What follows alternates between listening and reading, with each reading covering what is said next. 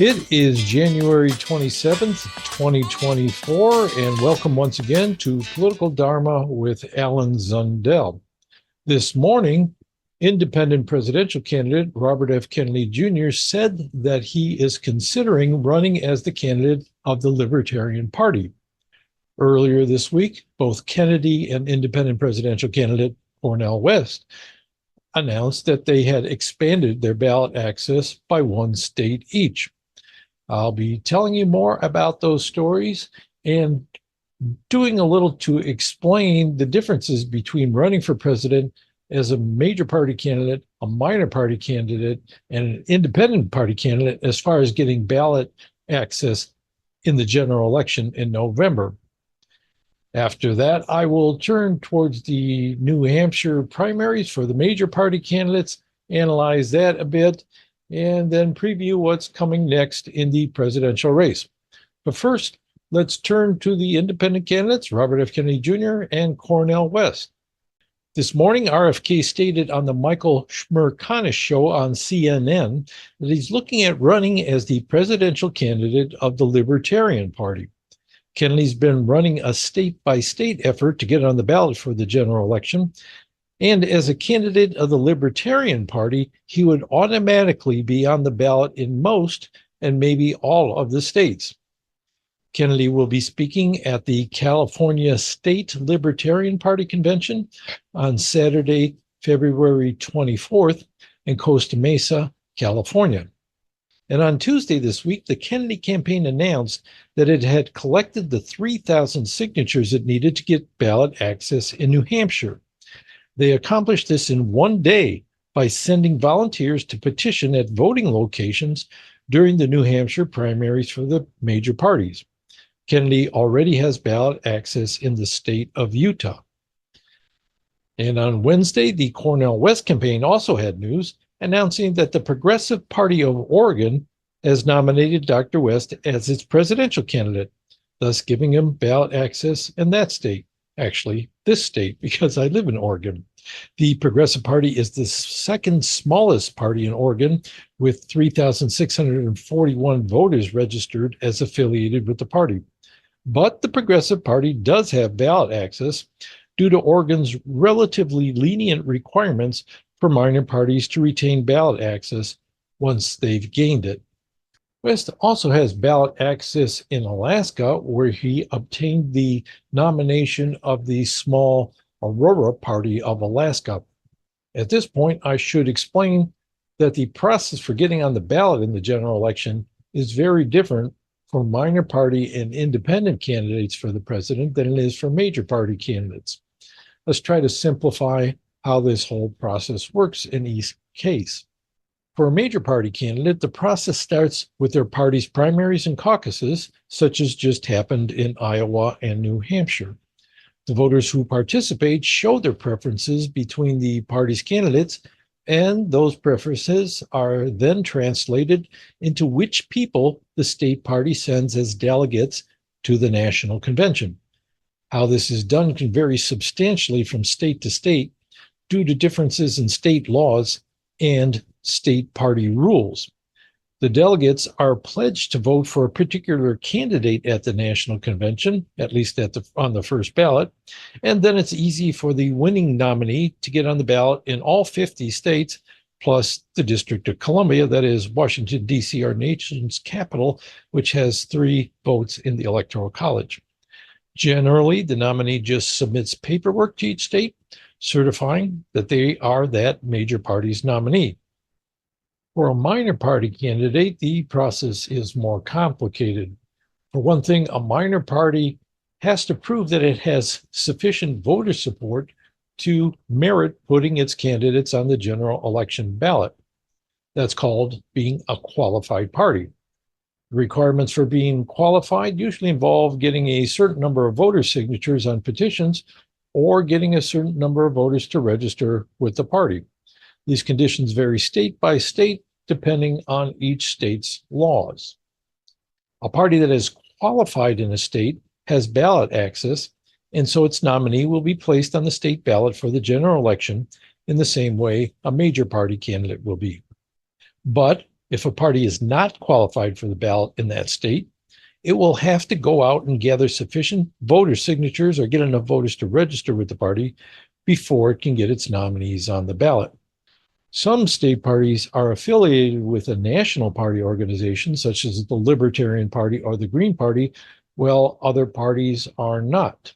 We'll get to the latter in a moment. Suppose you're a candidate for a minor party's presidential nomination, such as Jill Stein of the Green Party. How do you win its nomination? That process is in general similar to the way a candidate would win a major party nomination. Each state party chooses delegates pledged to a particular candidate to attend the party's national convention. Some state parties will be qualified parties, while others might be non-qualified parties, meaning that some people have organized the state party but not yet gained state recognition to get on the ballot. The state parties usually choose delegates at their state convention, as they don't participate in state-run primaries. So a candidate like Jill Stein, seeking the Green Party's presidential nomination, will have to be active in multiple states to influence party voters at state conventions to choose delegates committed to voting for her at the national convention. This is much like a major party candidate campaigning in multiple state party caucuses and primaries to get committed delegates to the national convention. But it's not so simple for the minor party nominee to get on the ballot, as non-qualified state parties don't have ballot access. The nominee will have to do the additional work of helping non-qualified state parties get ballot access, which can be a significant drain on time and resources. That's one of the main reasons Cornel West decided not to pursue the Green Party nomination. He'd have to travel around to multiple states trying to influence the delegates at the state conventions to choose people committed to him to go to the Green Party national convention, without any guarantee that even if he got the nomination, he'd be on the ballot in those states. Is there an easier way for a minor party candidate to get on the general election ballot? In some states, there might be. Remember that I said there's also qualified state parties not affiliated with a national party organization? These are parties that only exist in a single state. Two examples would be the Progressive Party of Oregon and the Aurora Party of Alaska, which I mentioned earlier in connection with Cornel West. A minor party candidate like Jill Stein, who's seeking the nomination of a larger national party, could decide it's easier to try to get the nomination of a qualified but non-affiliated party in a certain state than to get ballot access for a non-qualified Green Party in that same state. But this requires some groundwork with the non-qualified party to get their nomination, again, requiring time and resources that a major party candidate doesn't have to deal with.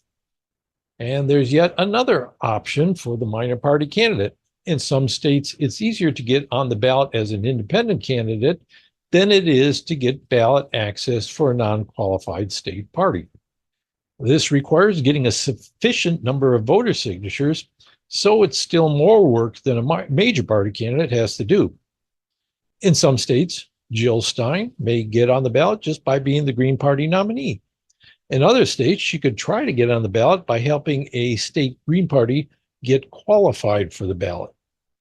In yet other states, she could run as a nominee of another minor party. And in yet other states, she could try to get on the ballot as an independent candidate. Ralph Nader used a variety of these options to qualify for ballot access in the 2000 presidential election. Obviously, the process of becoming a minor party's nominee and getting on the ballot in most of the states can be a very complicated process, requiring a lot of strategic choices and ballot access effort that a major party candidate isn't faced with.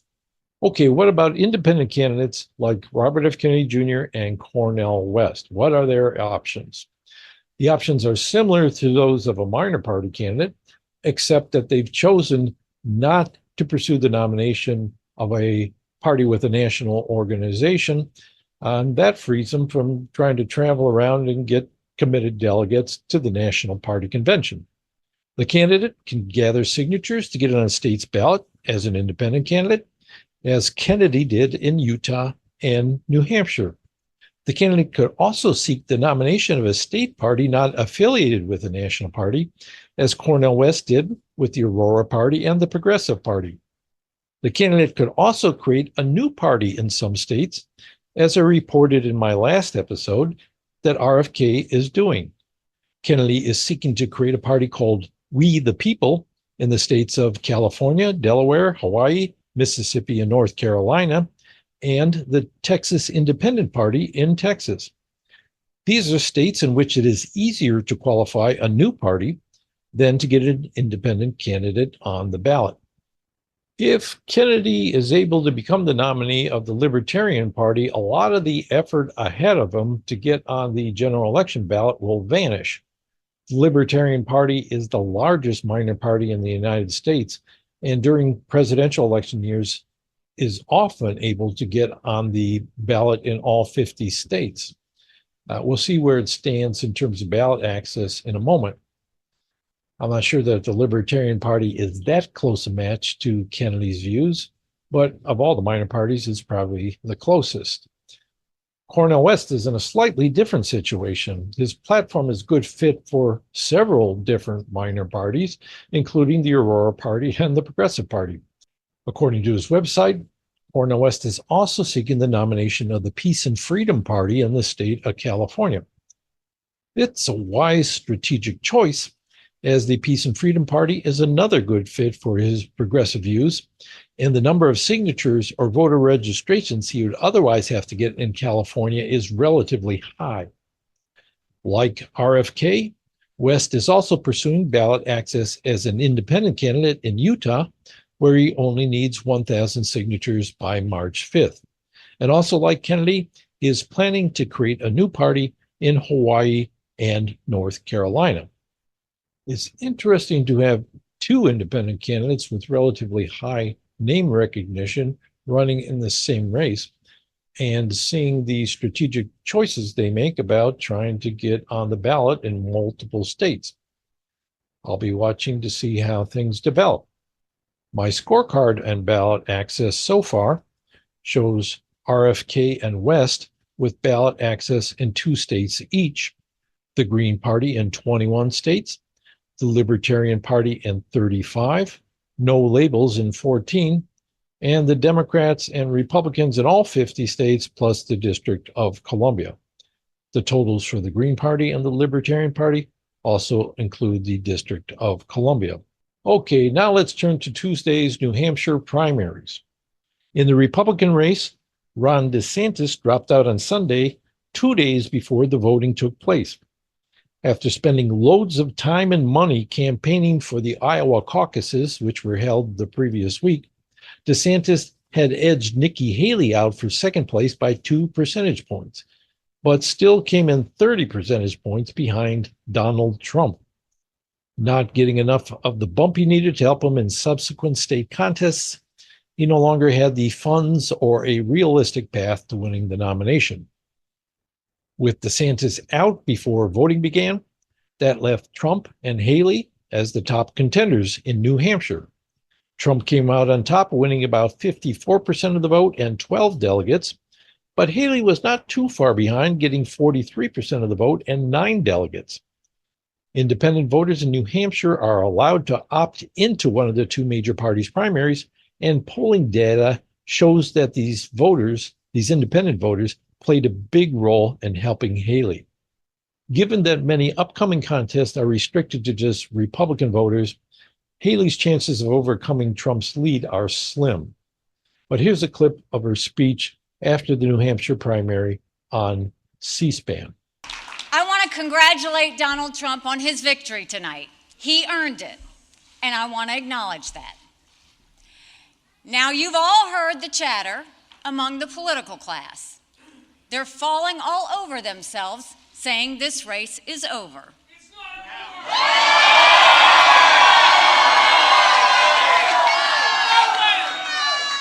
Well, I have news for all of them.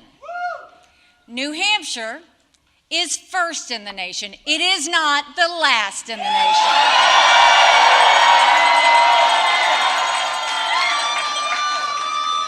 This race is far from over. There are dozens of states left to go. Clearly, Haley intends to continue on as the sole alternative to Trump in case something unexpected happens before the national convention in July. After all, Trump is 77 years old, overweight, and eats junk food, so a disabling health event is a possibility. Next up in the Republican races is the Nevada caucuses on February 8th and the South Carolina primary on February 24th. But an even more important event for the race is also happening on February 8th. That's when the U.S. Supreme Court begins hearing arguments about the Colorado court case barring Trump from the ballot due to ineligibility to serve as president because he incited an insurrection. Although I expect the Supreme Court to look for a way out of a clear-cut decision to bar Trump from the ballot, the court will be hard-pressed to find against the Colorado Supreme Court's carefully reasoned decision. There is the possibility that this could turn out to be the unexpected event that makes Haley the Republican nominee. And what about the Democratic New Hampshire primary? As I reported last week, this election was crazy for a number of reasons.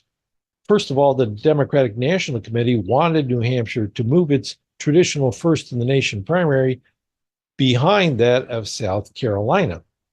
In the 2020 election, Joe Biden lost in New Hampshire to Bernie Sanders and only regained first-place status in South Carolina. So this year, they wanted Biden's campaign to get off on the right foot by putting South Carolina first. But New Hampshire refused to on the grounds that its state law required it to be the first in the nation. And so the Biden campaign decided to boycott the New Hampshire primary and refused to put his name on the ballot. Then when Congressman Dean Phillips entered the race in New Hampshire, the Biden supporters got nervous and decided to mount a write-in campaign for Joe Biden. Then a group that opposed Biden's support for Israel's campaign in Gaza, military campaign in Gaza, decided to launch a campaign to have people write in the word ceasefire in the New Hampshire primary. So what were the results? Biden did great, especially for a write-in candidate, receiving 64% of the vote. Phillips came in second with about 20%, which he says was a good showing considering he had launched his campaign just a few months ago at the end of October. Like Nikki Haley, Phillips may stay in the race in the event that something unexpected happens to the 81-year-old Biden to take him out of the race. Marianne Williamson came in third with only 4%. None of the candidates were awarded any delegates because the Democratic National Committee had not approved of New Hampshire holding the primary. I expect New Hampshire to send delegates to the Democratic National Convention, but there might be a fight to have them credentialed. On the other hand, by then, Biden will probably have the nomination all sold up, and the Democratic National Committee might let bygones be bygones and admit New Hampshire delegates. What about the ceasefire campaign? Just over 1,500 people voted for ceasefire, which was about 1.7% of the write-in votes and 1.2% of all the votes cast. 1,497 of them were cast in the Democratic primary, but another 34 ceasefire votes were cast in the Republican primary. So there you have it. Coming next for the Democrats is the South Carolina primary on Saturday, February 3rd, just 1 week from now, followed by the Nevada primary 3 days later. The general expectation is that Biden will win big in these states as well. That's it for this week. Thanks for watching. And if you got anything out of this show, please consider liking and subscribing and hit the notification button if you want to make sure you don't miss any of these shows. And comments on the video are always welcome.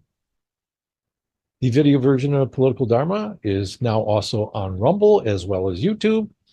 And if I ever mysteriously disappear from YouTube, you can find me over on Rumble. If you have any cash to spare and want to help support this show, down at the end of the program description below, you'll find a link and can donate something via PayPal or credit or debit card. Political Dharma is also available in audio form on various podcast streaming platforms. That's it for this week. Goodbye, take care, and I hope you come again next week.